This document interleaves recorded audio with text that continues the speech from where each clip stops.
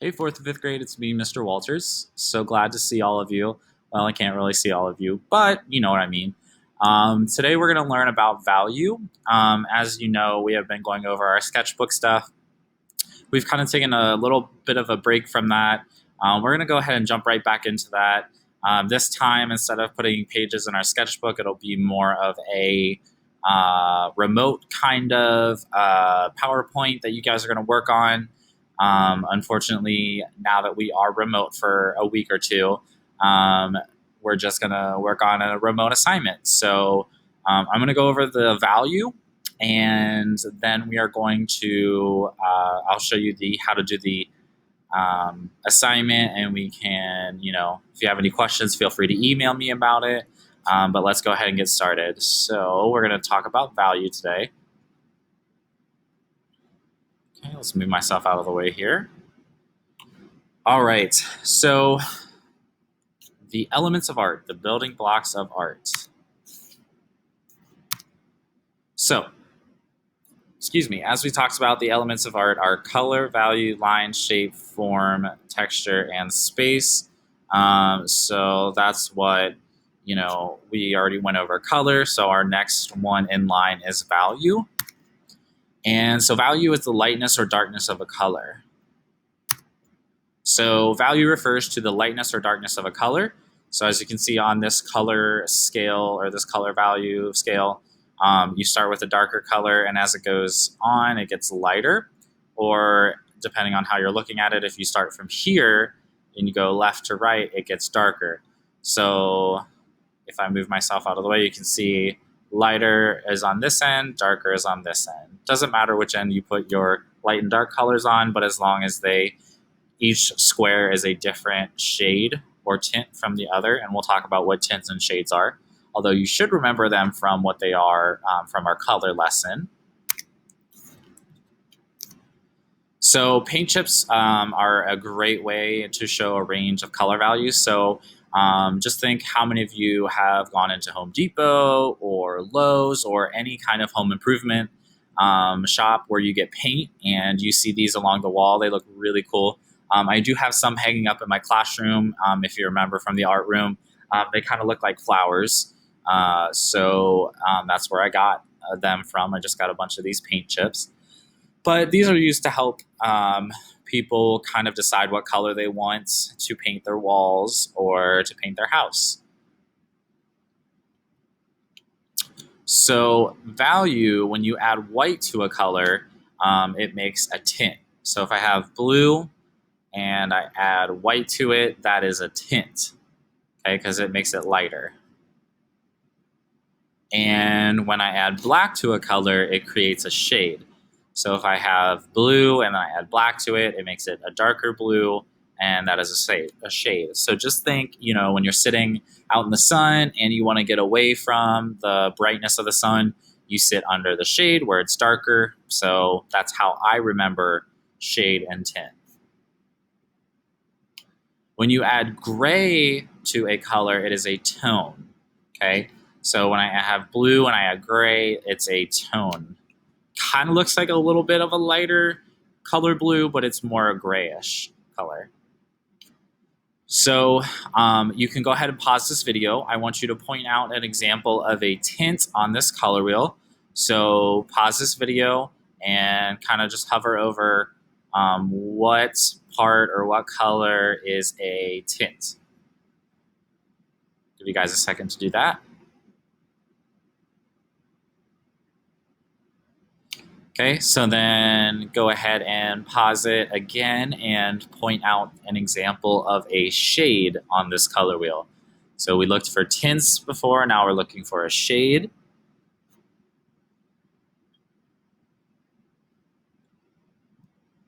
Okay, so here are your shades. Your shades are going to be on the previous color wheel, they were kind of towards the middle, and your tints were on the outer one. But on this one, so it's the darker colors, and the tints are lighter as you go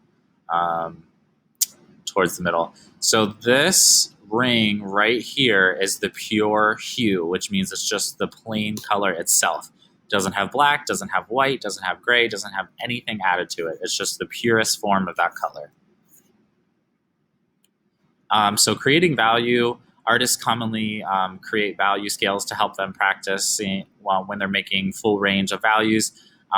So for example, hopefully you guys might get to use this soon. We're going to do charcoal, and charcoal is a great way of making a value scale. Charcoal is a black color, and we would just use that charcoal as making a value scale. So the value scales are arranged from lightest to darkest. To create a value scale with a pencil, you need to control the amount of pressure you use. So if you want to try and practice after this video making a value scale, what you can do is you can take just any old regular pencil. I don't have one here with me, unfortunately. But if you lightly press your pencil down on the paper, you can get a lighter shade of the pencil. And as you go darker, you can get darker shades of the pencil. So if you want to practice that, you can draw yourself 8 squares. So as you can see, this has 1, 2, 3, 4, 5, 6, 7, 8. And on the left, you're going to start with the lightest form of your pencil, and then you can go darker as you go on. And eventually, you're going to push harder and harder. Not too hard that you break the pencil, but hard enough that your values are dark enough. So value can be used to make objects look more three-dimensional. Notice how the use of highlights, tints, and shadows or shades can be made, can make the circle look like a sphere. So here's a 2D shape, and this is a 3D form or a sphere. So we use shades, tints, and tones of black and white to make it look more three-dimensional. So using value to create form. The picture below breaks down how we use value. So if you can see, the lightest form is going to be where your light source is coming from. Okay, so let's say there's a lamp right over here where my mouse is, and it's shining down on this sphere. Whoops, I didn't mean to do that. So the lightest form is going to be illuminating this part of the sphere, the brightest. And the second part is going to be a little bit darker. And just as you go on, whoops, I keep flipping the slideshow. As you keep going on, it's going to get darker. Okay, so this is where your shadows lie down here. Creating value. Value can also be created by using techniques other than shading. If you look at comic books, you can kind of see these things called hatching and cross-hatching. So that gives the appearance of value. So like if you're using like a permanent marker or a washable marker or something, you can't really create value with it. So you can use that as a part of the process for shading. You can also use stippling, which is just adding a bunch of dots to the square or anything that you are shading in. The images below demonstrate how hatching, cross-hatching, and stippling can be used to create value. So in this picture, this is just hatching. Where's my mouse? There it is. So you can see this is used to create value. Whoops, I did not mean to do that. And then cross-hatching, where you're going not just up and down or left to right, you're kind of making what I call like a hashtag. So you're going up and down and left to right with your cross-hatching. And then stippling you can use by putting the dots really close together to get a darker value and spreading them out to get a lighter value. So if you look at this example here, the darker values are where the dots are closest together, and the lighter values are where the dots are further apart. Okay, so that is the end of the slideshow. If you go into Google Classroom, you will have an assignment to do. I want you to find that and work on it. I'm going to try and pull it up here in a minute. So this is the assignment that you guys are going to be working on. When you're working on this, it is a interactive worksheet where you're not going to have paper copies since we're remote. So I want you to work on this. This is the copy that I want you to work on. If you click on the second slide, this is the instructions of how to complete an activity like this, and it has a little example of how to, move things around. If you are in present mode, so let's say you open it up and you go straight into present mode like this, you're not going to be able to edit the slideshow. As you can see, it cuts it off. So make sure that you are not in present mode. Don't click present mode, just stay in this and just read the instructions. Here's an example. If any time that you are expected to type in an answer, just type in whatever you need to type in, click in the box, and type in whatever you need to, okay?